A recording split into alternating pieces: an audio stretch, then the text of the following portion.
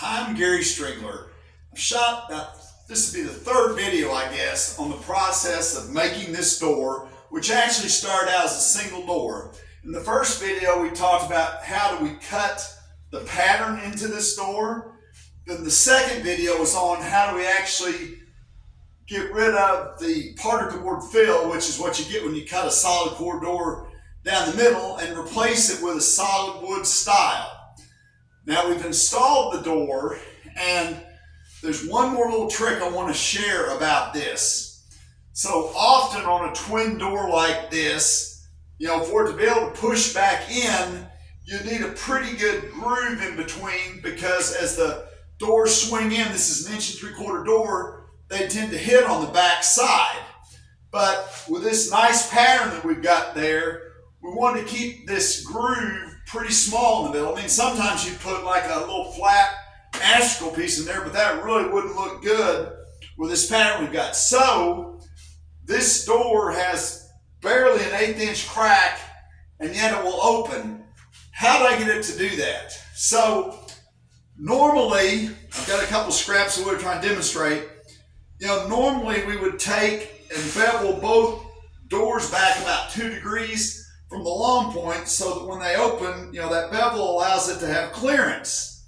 But that leaves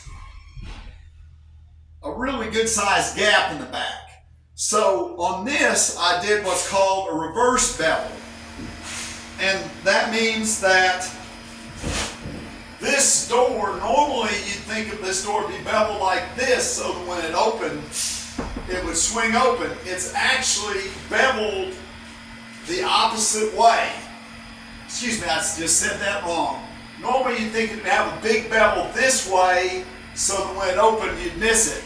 We've actually beveled it the opposite way, for this is a long point. So in essence, it counters the bevel you have on the other door. But by it being beveled like this, when this door swings, it'll clear. Again, if this was square on the end, it wouldn't work. So by doing the kind of counteracting bevels, it allows us to keep a really tight groove or tight margin between the doors, and yet have room for them to open up. And by the way, I did leave enough room for paint also.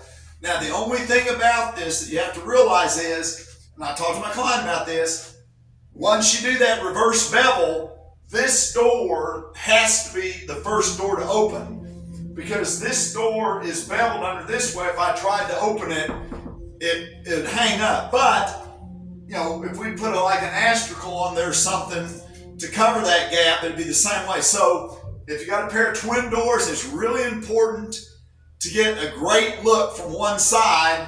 You can do a reverse bevel, and of course, these doors will stay open a whole lot, and when they're probably not even going to close them and be in the closet. So what's really important is it looks fantastic from this side, and with all the work that we've gone to get these doors like this, we want it to look really good from this side.